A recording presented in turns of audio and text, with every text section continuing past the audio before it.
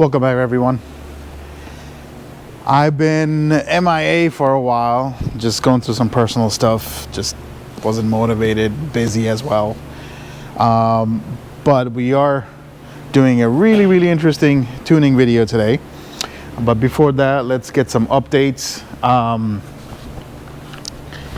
His motor, this is Victor Reyes. You'll remember him from one of my videos, well actually a couple of them. We E-tuned him, we took the motor out, but he has a 6466 now. He's gonna get S3. This is an Evo 9 RS haltech 22,000. You know, we're gonna max that turbo out. There's the internal parts right there. Who else we got? We got Lewis's MR. That's also being built top to bottom. He has a built Cosmic tranny. We have Doug Harmon. He's getting a turbo upgrade. We're building the head, porting, and all that stuff with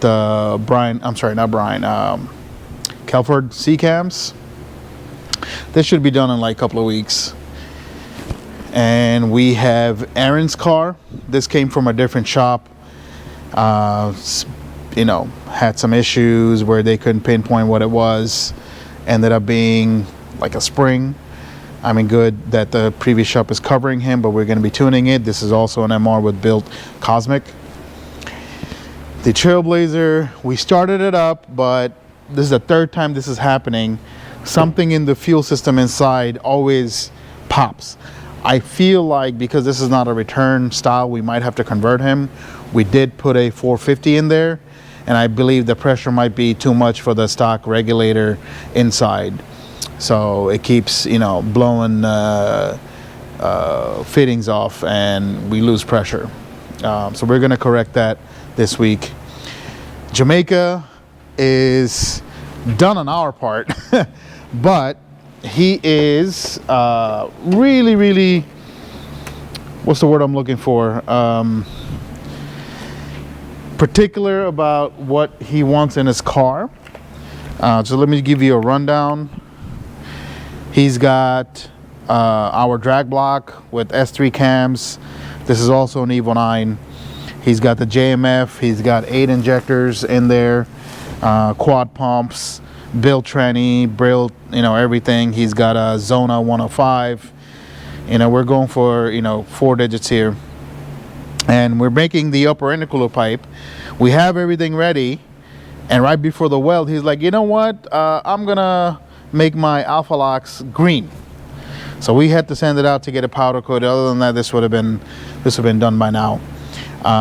He's also got a haltech 2500, so it's gonna be good. Who else we got? Vang is ready. We, you know, all these issues starts popping up. One, now his brakes don't work because he's got an aftermarket or non-Evo brake booster, and it's just not working properly. We couldn't even drive it. Though that's gonna come this week. He's got Alpha Locks welded in. Everything is good, good to go. My car, I made 650 videos coming on 93, 660 or something like that. We switched to E85. It was just too much for the system. I have a single 450 in there with no booster pump or anything, so I'm gonna add, instead of adding a booster pump or another inline, might as well do it correctly. I'm gonna add a surge tank with 2 450s or 525s and just call it a day. I'm also gonna upgrade the feed line. I realize I don't have an AN line. I'm using the stock feed. I forgot that I did that, and then, you know, we found out on the dyno. But this, you remember, has the BTR blower cams, you know, return style fuel system with a external fuel pressure regulator and AA supercharger. We have the Lancer done. All we're waiting for is a custom drive shaft. This is a Evo 10 conversion from a Lancer. Okay, so I'm very excited about this. Miguel, he's back. He just wanted to add the 93. Well, he wanted to add a flex fee. Before the first time we did it, he made like 850 on a 6870, and basically that was an E85, and he does drive the car around, so he wants a 93 flex fuel tune. We're working on some things with that. Mario, the head is still out. We discovered that wherever he has his stuff done, the head was basically, the valve was not working properly. One of the valves were bent and the lifters were messed up. But today we have Alejandro Suarez. Later on I'll give you his social security number, phone number, and where he lives. So Alejandro came to us a while back. It's a beautiful car, and you know, he was telling me that he has this built motor, S3 cams, 84 RS. He made like 650 on that, and he has an ECU Master Black with custom harness that we didn't do. So like, all right, you know. Then he reached out to us again, like, hey, you know, I'd like to come in, get tuned, and he explained to us a lot of the issues that he's having. So we looked into it.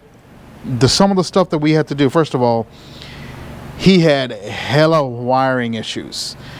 So we had to give him our harness for the ECU Master Black, but the previous one that he had,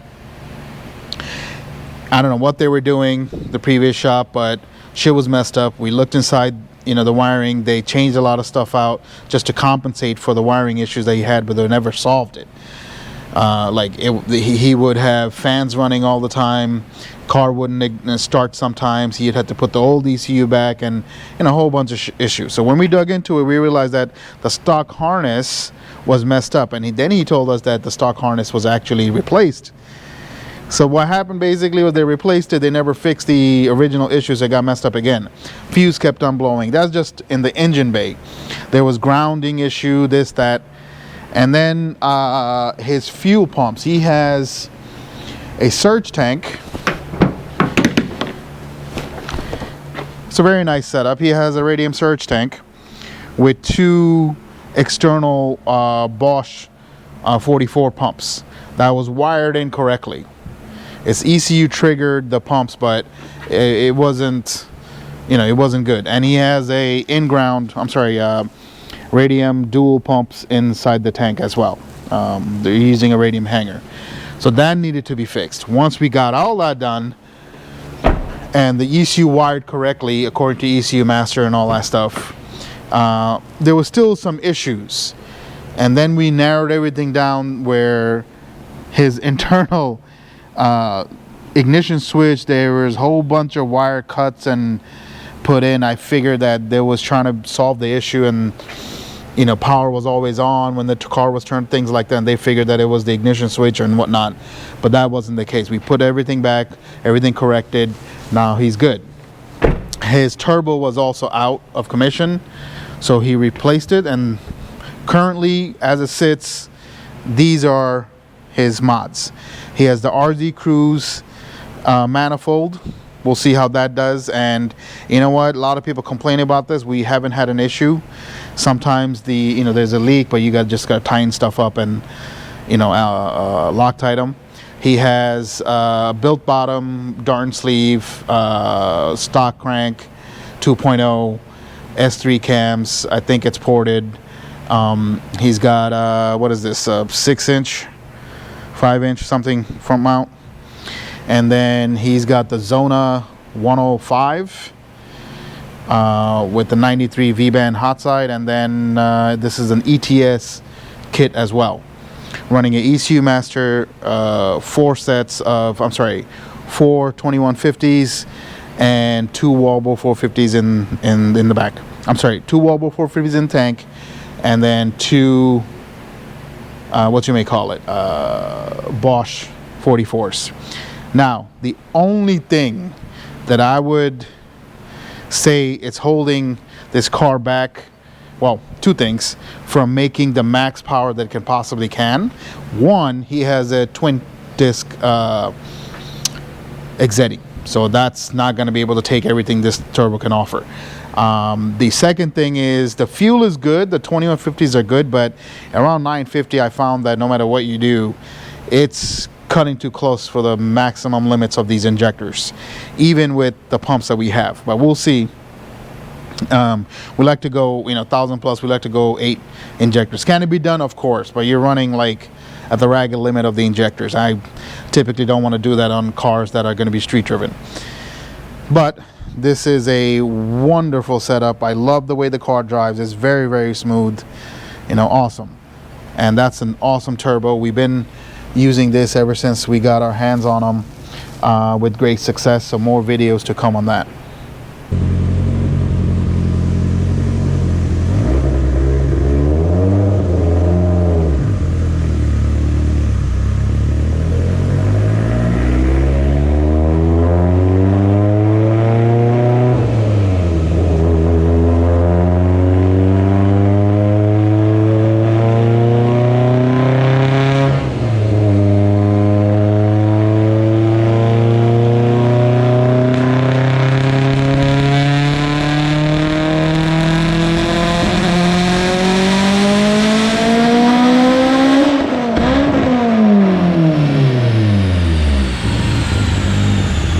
This is on 32 pounds of boost around, and it drops to like 28 up top.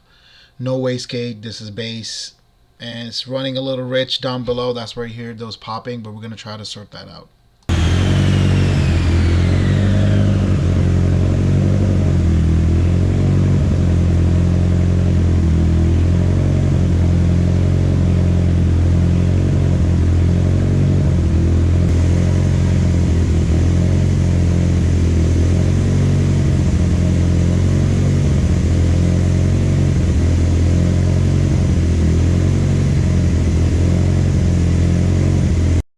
So this is on 35 pounds, still running rich right when the secondary pump kicks in.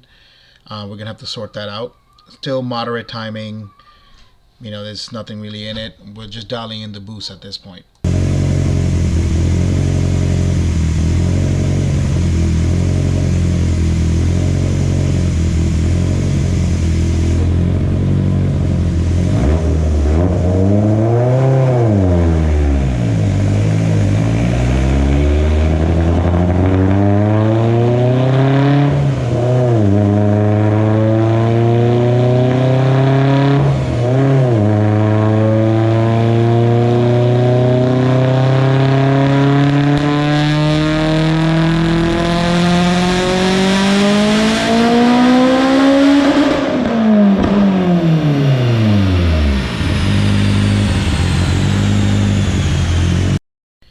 So this is on the same boost level. I'm just fixing the fueling a little bit.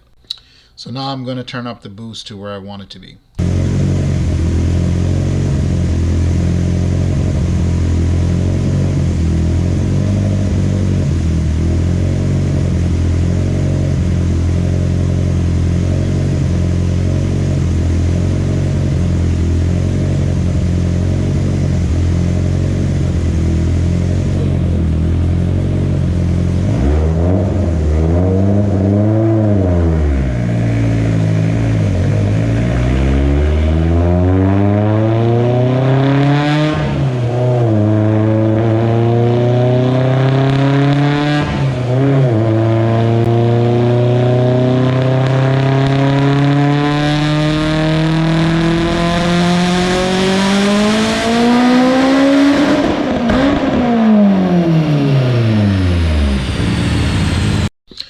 So this is at 38 pounds, and the clutch, as soon as the boost came on, slipped.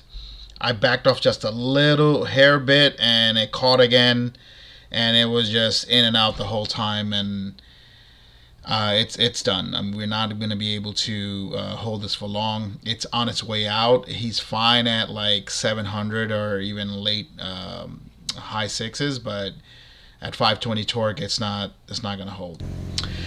I also noticed that his fuel injector is also at this boost pressure is not, within my comfort zone, which is below 95%. It's running up there.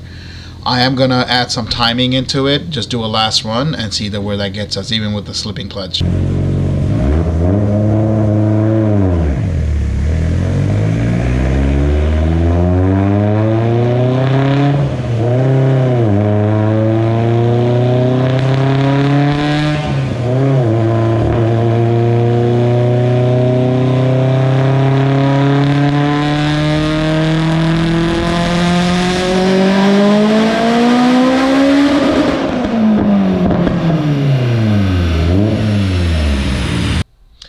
So this is our final number. Again, the clutch slip is even severe, obviously, at higher power. This is at 40 pounds and tapers down to 38. And we basically corrected all the fueling, and I'm going to lower this back down to like 709 before I give it to the client. He does need, we suggest either a quartermaster, which I don't suggest to anyone who's daily driving their car, but it holds the power. But an Exeddy triple disc will definitely do justice in this. And back to what I was saying about the fuel, he's got a single in the tank, but he's got two external walbro 440s. I'm sorry, Bosch 440s, which is typically enough to get to 1,000. And in here, he's just running out of fuel for whatever reason. So we got to dig into, maybe it's the line, maybe it's a various amount of possibilities, like the pumps are dying or whatnot. According to the logs, the voltage is not dropping, so that shouldn't be the factor. Also, incidentally, I noticed that those popping that you hear below a certain RPM, below a certain load, the ECU Master uses a ground connection for two-step. And basically, it below a certain RPM, it thinks it's in that mode. And I noticed that it's in and out, in and out, in and out. The launch control keeps getting turned on. And that's definitely a grounding issue. And, I'm going to address that. This car, again, did have some electrical issues, so we're going to go back into it and make sure it has a clean ground and whatnot. But overall, it's a very, very smooth driving car on the street.